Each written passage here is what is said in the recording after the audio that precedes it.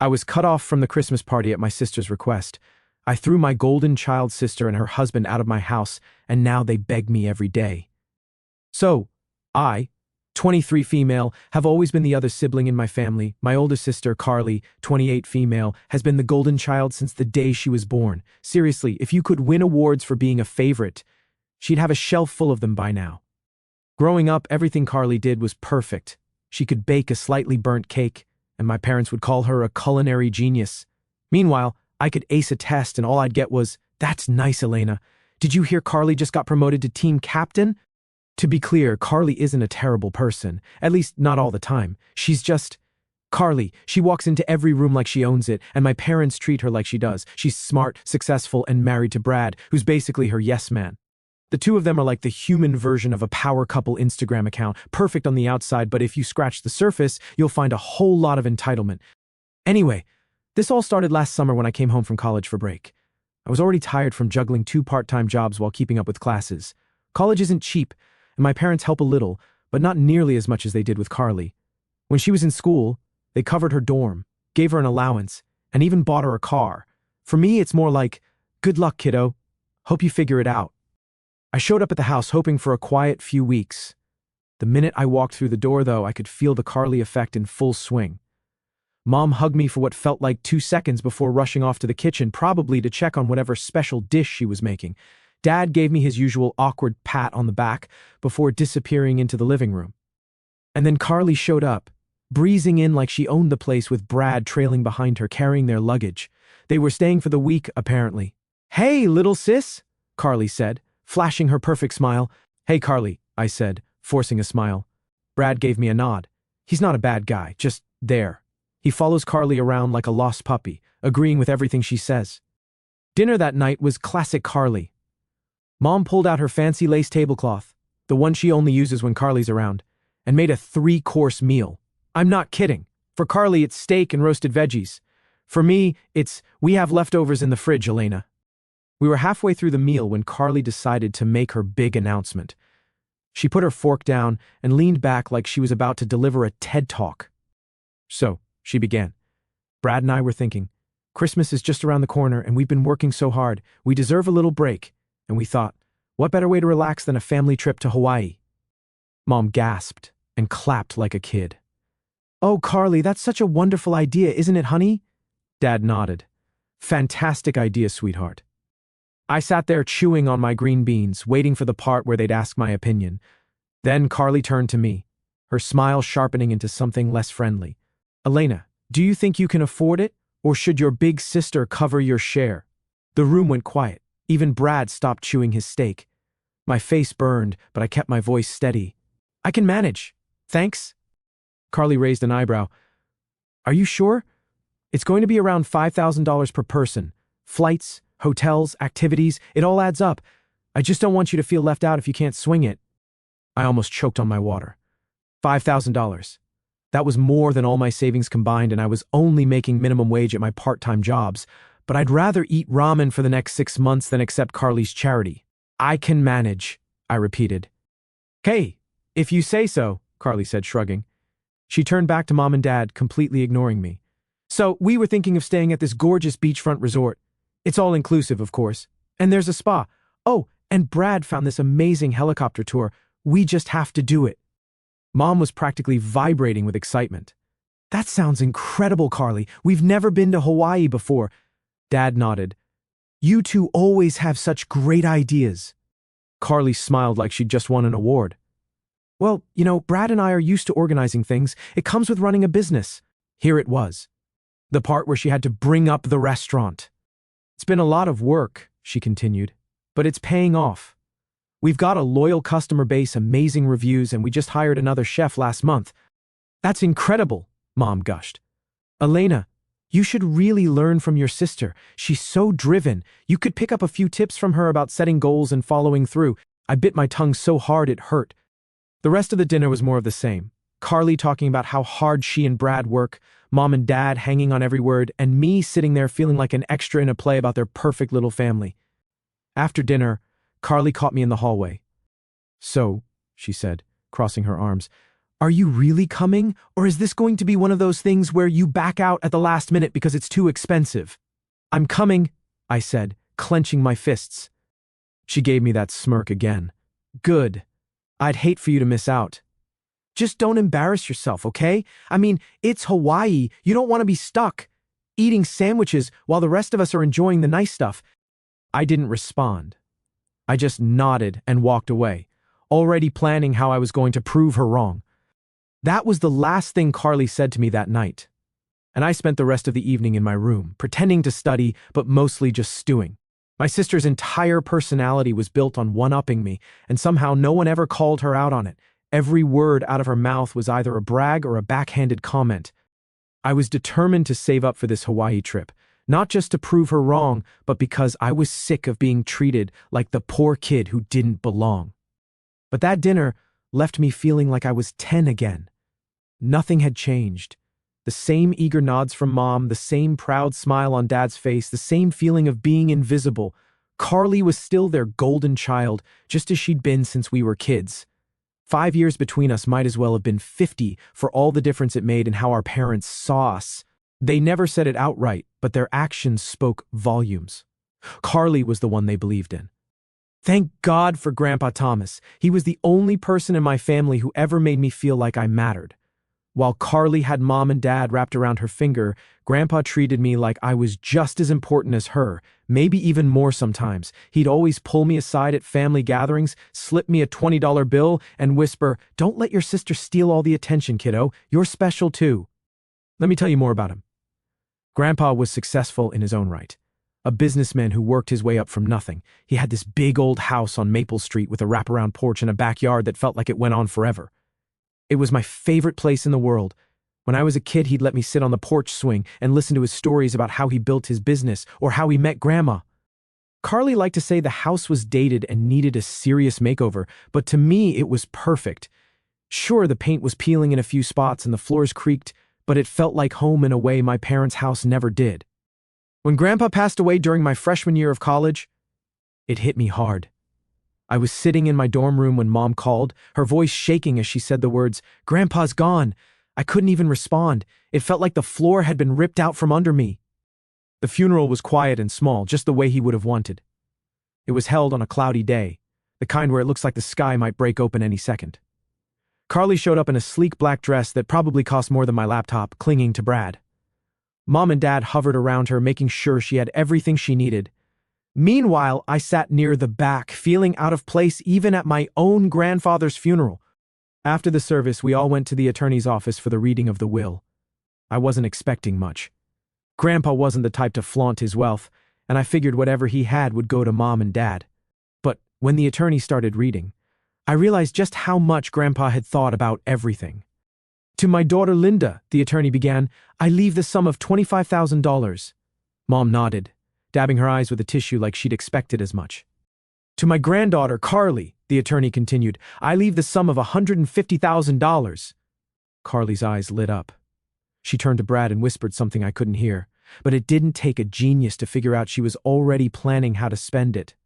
Then the attorney looked at me. "And to my granddaughter, Elena," he said, "I leave my house on Maple Street, including all its contents and surrounding property."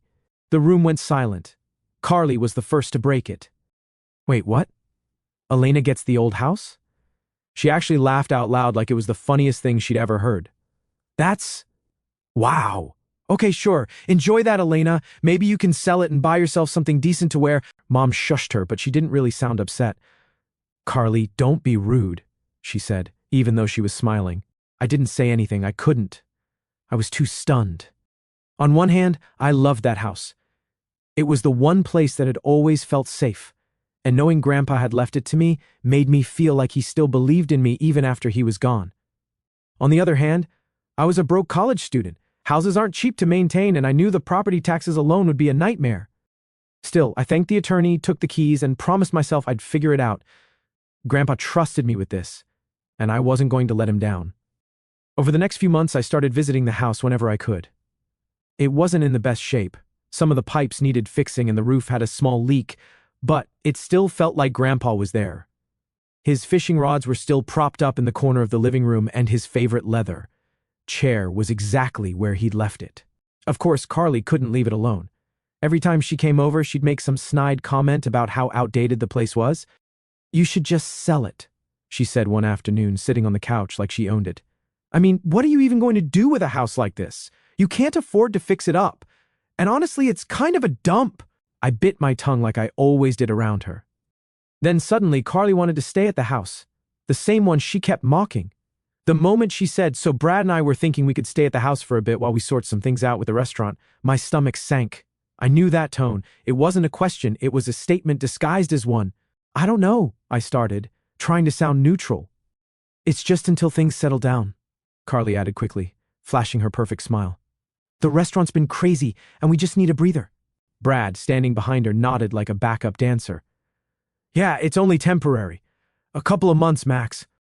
Before I could respond, my mom chimed in from the kitchen. "Oh, Elena, don't be selfish. They've got so much on their plate. They're family. You should want to help."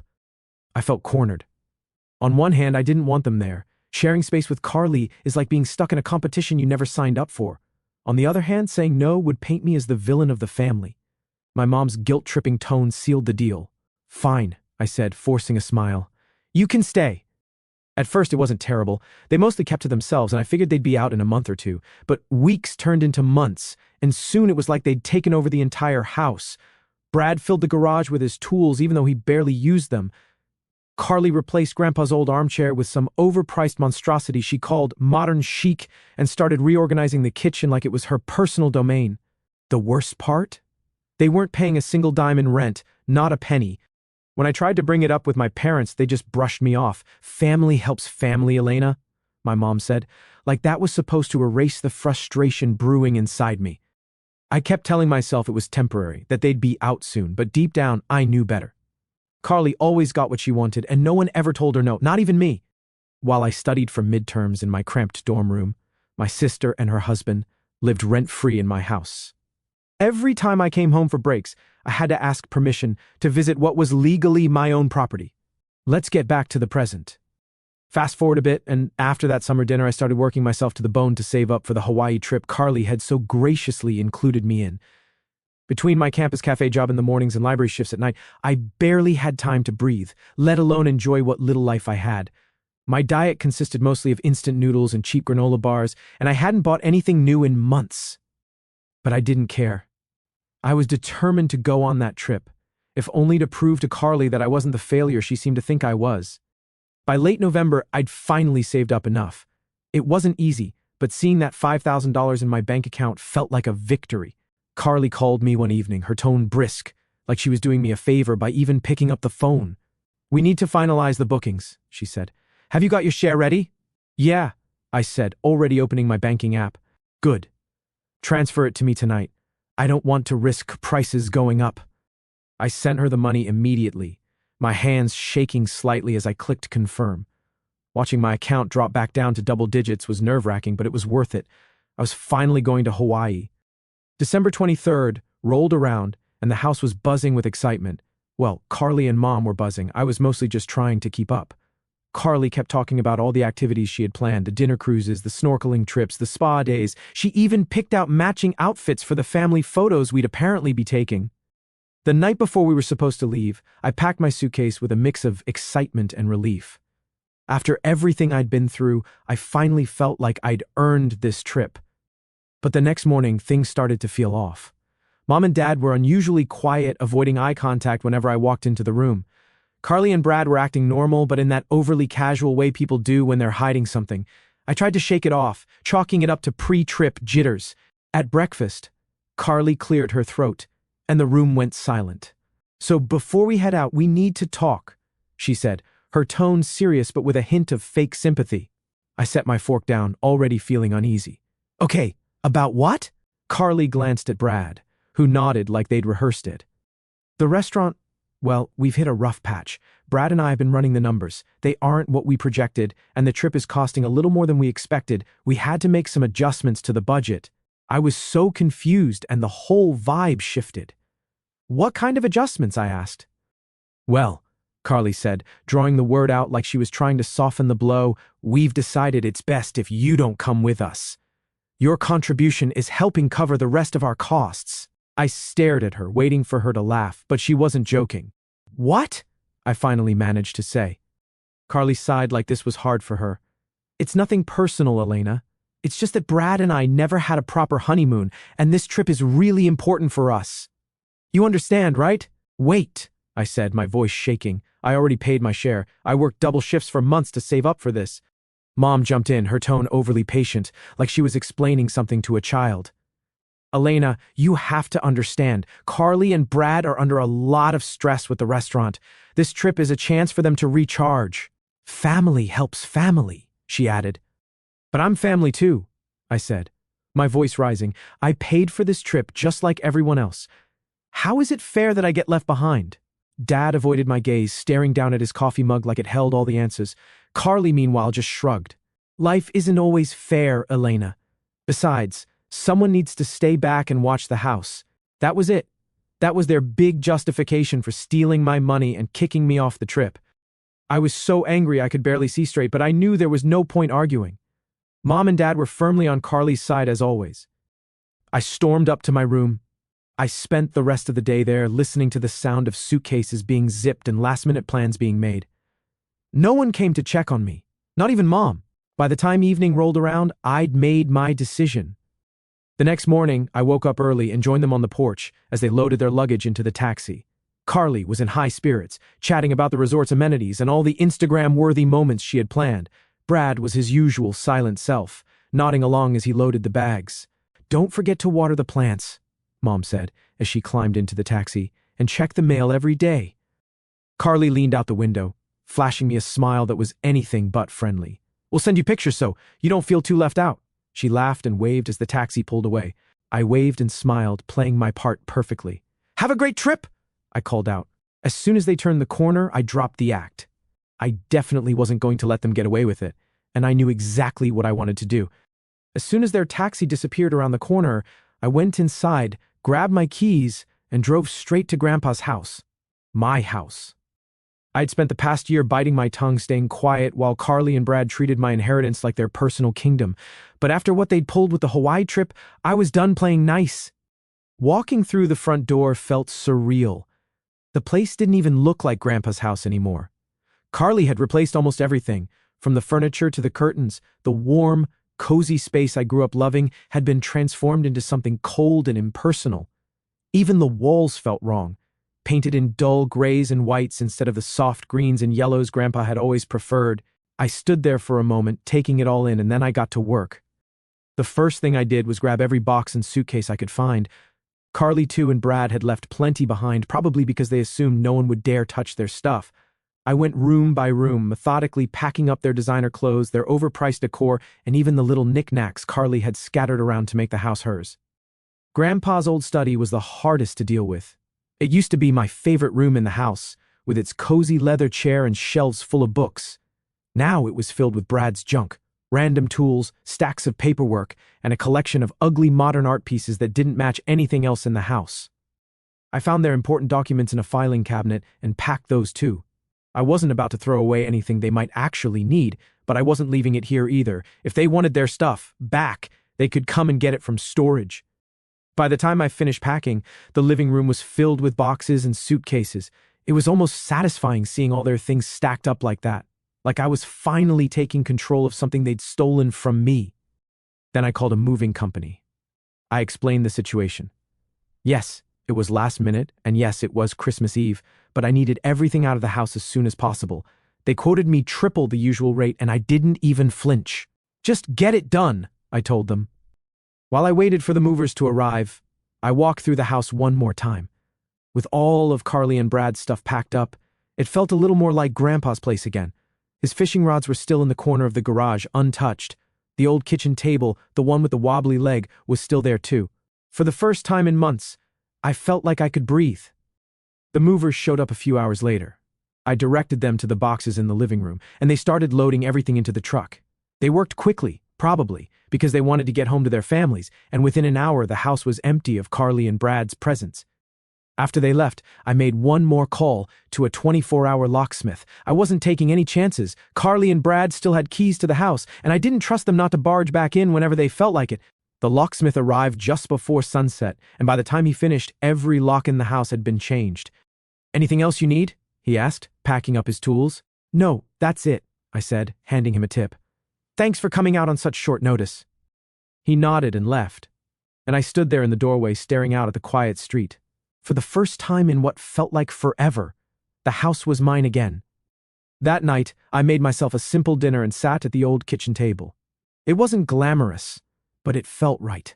I could almost hear Grandpa's voice in the back of my mind telling me stories about his childhood or offering advice on life. "You did good, kiddo," I imagined him saying.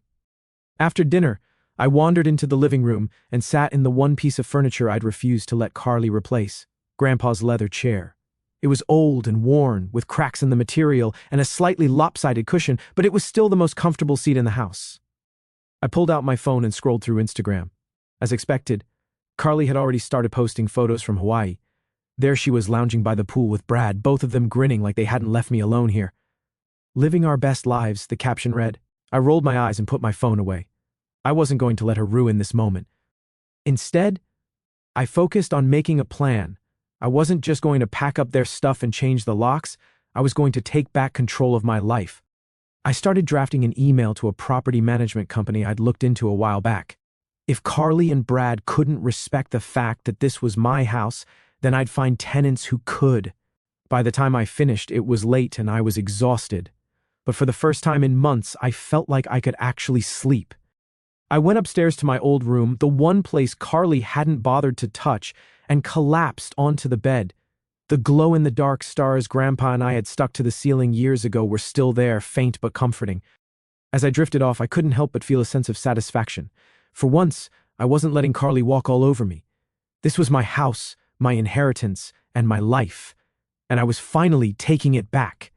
I couldn't wait to see their reaction when they came back, and I was ready for whatever they decided to throw my way, because this time, I'd had enough. And as expected, the day after Christmas, my phone started buzzing nonstop. At first, it was just a couple of texts from Mom asking me to call her. Then there was one from Dad, which is rare because he usually lets Mom handle everything. Finally, Carly chimed in with a string of messages that went from annoyed to outright furious. I ignored them all. But when the calls started coming in rapid fire, Mom, Carly, Mom again, then Dad, I knew I couldn't avoid it much longer. I sighed, put my coffee down, and answered the next call. "What the hell is going on?" Carly's voice exploded through the speaker before I could even say hello. "Why are all of our things in storage? And why don't our keys work?" I held the phone away from my ear, letting her rant for a solid minute before cutting in. "Because it's my house," I said evenly, "and you've overstayed your welcome." "Your house?" Carly scoffed. "Are you serious right now? Do you have any idea how inconvenient this is? Brad and I have been planning this trip for months and now we come back to this? Inconvenient?" I said, my voice rising despite myself. "You want to talk about inconvenience? Let's talk about how you stole my money, excluded me from the trip I paid for, and left me here to babysit a house you treated like garbage. How's that for inconvenient?"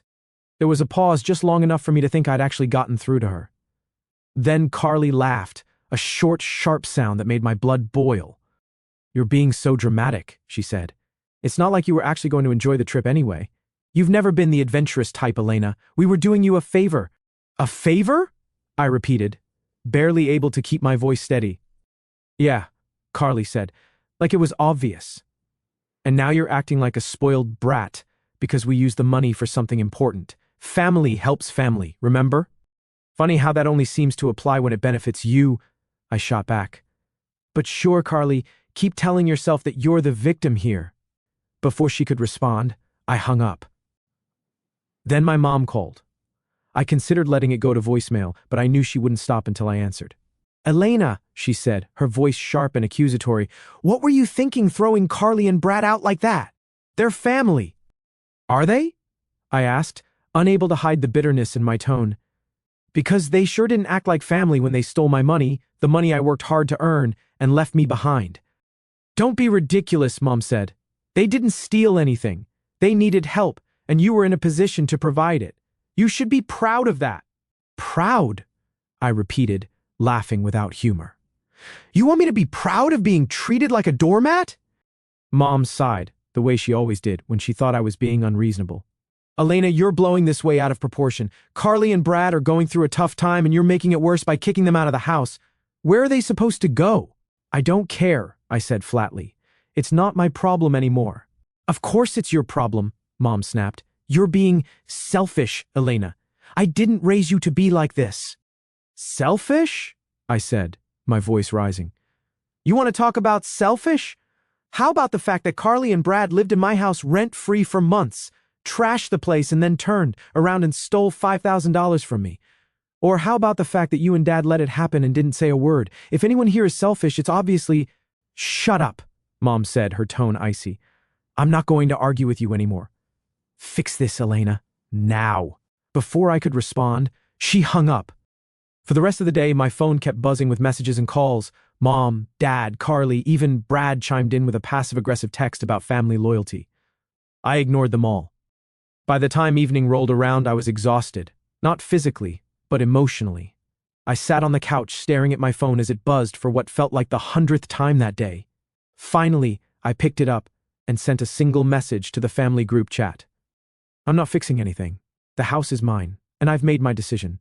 If you want to talk about loyalty, maybe start by looking in the mirror.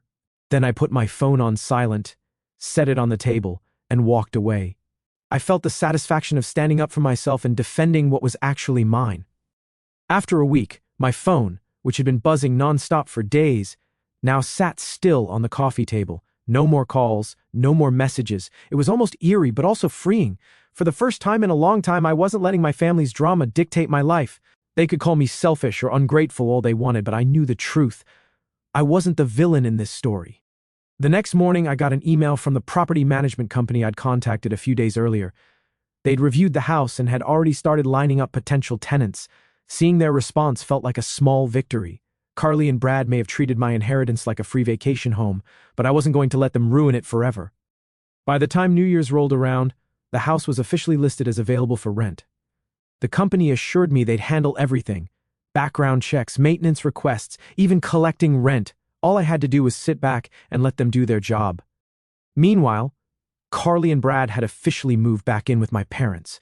I heard about it through the family grapevine, mostly from my cousin Jessica, who's never been great at keeping secrets. They're staying in your old room, Jessica said during one of our weekly calls. Carly's already complaining about the lack of closet space, and Brad keeps hogging the TV in the living room. Your mom's losing her mind. I couldn't help but laugh. It was petty, sure, but after everything Carly and Brad had put me through, the thought of them cramped into my childhood bedroom felt like poetic justice. As the weeks passed, the messages from my family grew less frequent. Mom still called occasionally, but her tone had shifted. She wasn't angry anymore, just tired.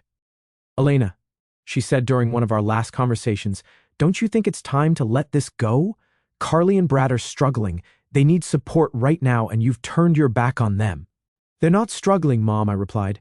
They're just facing the consequences of their actions for once. There's a difference, Mom sighed. I just wish you could see things from their perspective. I did, I said, for years. And all it got me was an empty bank account and a house full of their junk. I'm done bending over backwards to make everyone else happy. It's time I start thinking about myself for a change. Mom didn't have much to say after that. By mid-February, the house was officially rented out to a young couple with a baby on the way. They loved the place, especially the backyard, and promised to take good care of it. Knowing the house was in good hands was a huge relief. With the rent covering the property taxes and then some, I finally had some breathing room financially. For the first time in years, I didn't feel like I was drowning. I even managed to save up enough to treat myself to a weekend getaway with some friends. Nothing fancy, just a cabin in the mountains, but it was exactly what I needed.